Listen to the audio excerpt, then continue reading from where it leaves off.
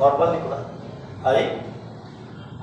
यहाँ छ ग त ब ज को उच्चारण ख त ब च भनेको छ। यदि शब्दको सुरुमा यी कन्सोनेन्टहरू आयोमा चाहिँ यिनीहरूको उच्चारण चाहिँ के गरिँदो रहेछ भनेको छ। ग शब्दको सुरुमा आउँदा ख उच्चारण गरिन्छ भनेको छ। द शब्दको सुरुमा आउँदा थ उच्चारण गरिन्छ भनेको छ है। अनि ब शब्दको सुरुमा आउँदा फ उच्चारण गरिन्छ भनेको छ। ज शब्दको सुरुमा आउँदा छ उच्चारण। जस्तै मानौँ कि यो ग हो, गमा आलाको गा है, गादा भन्छ यहाँ, यो गादा हो। अब यो गादा नभएर है त, यो गादा नगरेर यसलाई चाहिँ हामीले गरिन्छ खादा। खादा भनेको के हो त, जानु भन्छ। यो गादा नगरेर यसलाई चाहिँ के गर्नु पर्यो, खादा गर्नु पर्यो हैन। अब छ यता अर्को फेरि, अब हाम्रो जस्तै गागु, अब यसलाई के भनिन्छ, गागु। यो गागु हामीले चाहिँ यसलाई गागु नगरेर यसलाई चाहिँ के गर्नु पर्यो, खागु भनिन्छ। खागु भनेको फर्निचर अथवा परिवार भनिन्छ है, परिवार हैन। जस्तै खोगी, यो गोगी भयो, के भन्दा गोगी। गोगी, यो गोगी हामीले यसलाई चाहिँ नगरेर यसलाई चाहिँ के गर्नु पर्यो, खोगी। खोगी भनेको मासु भन्ने हुन्छ है। यसै गरी हामीले चाहिँ ग शब्दको सुरुमा आयो भने हामीलाई यसलाई चाहिँ के गर्नु पर्यो, ख उच्चारण गर्नु पर्यो। अब छ त्यसपछि द। द शब्दको सुरुमा आउँदा हामीलाई थ उच्चारण गरिन्छ भनेको छ। जस्तै यहाँ छ दुदा, यो के हो, मानौ दुदा, के छ यहाँ दुदा छ। अब यहाँ जस्तै दुदा, के हो यो, दुदा हैन। यहाँ दुदा भइरहेछ। यो दुदालाई हामीले दुदा नगरेर अब के गर्नु पर्यो त, थुदा। दुदा गरिँदैन, यसलाई चाहिँ थुदा। थुदा भनेको राख्नु, देखिने गरी राख्नु है। जस्तै थोएजी, तोएजी, यो के हो त, तोएजी। अब यो दोइजी भन्ने नगरेर यसलाई चाहिँ दोइजी हुँदैन। अब यसलाई चाहिँ के हुन्छ त, थोएजी। थोएजी भनेको बङ्गुर, बङ्गुर हुन्छ हैन। यस्तै गरी अब चाहिँ यहाँ फेरि ब को उच्चारण, यदि ब शब्दको सुरुमा आउँदा चाहिँ फ उच्चारण भनेको छ। जस्तै ब शब्दको सुरुमा आउँदा फ उच्चारण। जस्तै फाजी, जस्तै यो के त बाजी, बाजी। यहाँ के भन्छ, बाजी। यो बाजी भन्ने उच्चारण नगरेर यसलाई चाहिँ के गर्नु पर्यो, फाजी है। फाजी भनेको पाइन्ट, फाजी भनेको पाइन्ट। जस्तै के भन्छ यहाँ, फाजी हैन। जस्तै यहाँ छ बाजी, बाजी, के भयो, बाजी, बाजी भन्छ यहाँ। यो बाजी भन्ने नगरेर यसलाई चाहिँ अब के गर्नु पर्यो, फाजी। फाजी भनेको पाइन्ट, पाइन्ट है। फाजी भनेको के हो त, पाइन्ट। जस्तै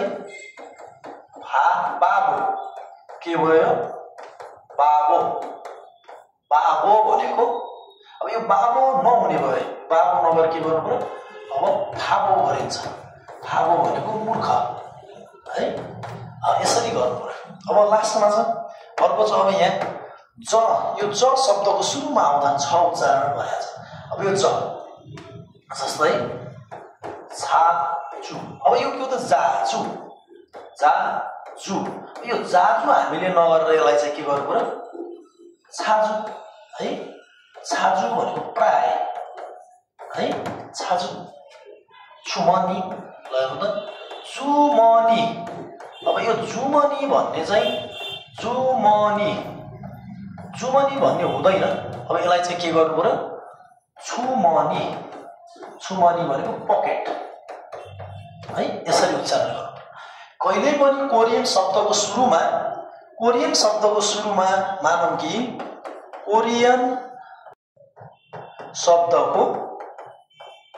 शब्दको सुरुमा सुरुमा कहिल्यै पनि ग भन्ने है द भन्ने हैन अनि यो प भन्ने र अर्को छ च भन्ने यो च यस्ता शब्दहरू कहिले पनि आउँदैनन् है। लेख्न त लेखिन्छ, जस्तै मानव कसैको नाम छ गोमा, यसरी गोमा लेखेको छ है। यो गोमा त लेखिन्छ, लेख्न त गमा ओ लाग्यो गो ममा आ लाग्यो मा, तर यसलाई चाहिँ उच्चारण के गरिन्छ खोमा भनेर गरिहालिन्छ क्या, यसरी गरिन्छ क्या। कसैको नाम छ देवी है, देवी कसैको नाम छ भने लेख्न त लेखिन्छ देवी हैन, देवी लेखिन्छ, तर देवीको ठाउँमा चाहिँ हामीले अब देवी लेखिन्छ लेख्न त, तर यसलाई देवी नभनेर यसलाई गरिन्छ देवी भनेर उच्चारण गर्नुपर्छ है।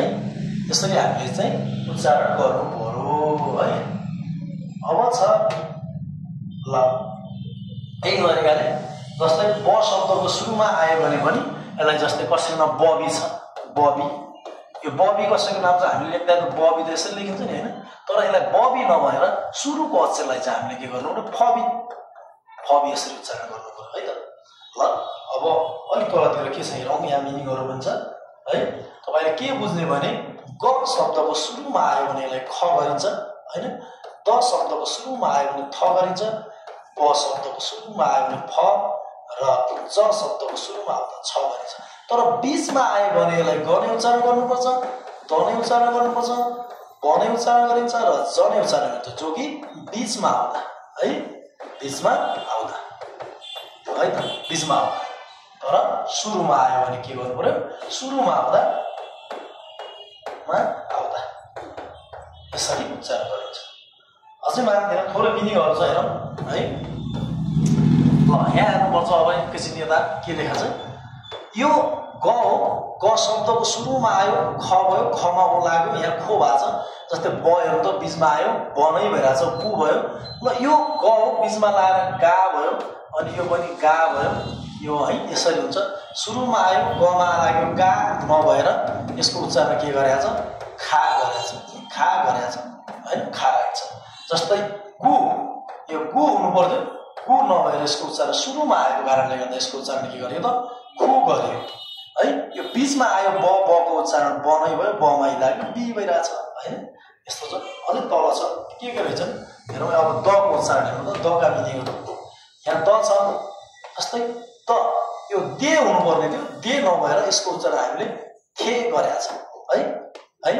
यहाँ दा, दा हुनु पर्थ्यो, दा नभएर यसको उच्चारण के गरेछ था गरेछ यसरी हैन। यहाँ दु, यस्तो दु हुनु पर्थ्यो, दु नभएर यसलाई चाहिँ थु उच्चारण गरेछ हैन।